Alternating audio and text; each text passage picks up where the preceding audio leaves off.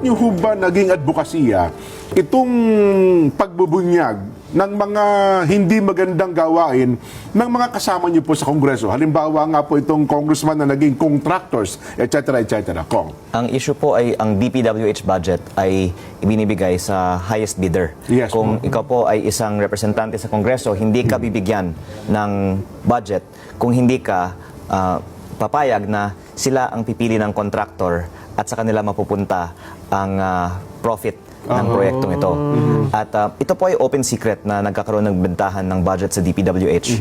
Pero ako po ay may nakuhang ebidensya mula sa DPWH na pwede ko pong ibahagi. Ayun. Teka, gusto ko lang, ano bang nag-trigger sa inyo? Bakit sinimulan niyo po itong ganitong mga gawain, Sen? Kasi Kong. tayong lahat man po ay humahanap ng additional budget para sa ating mga distrito. Ayun, okay. Pero ang sinasabi ay palaging kulang.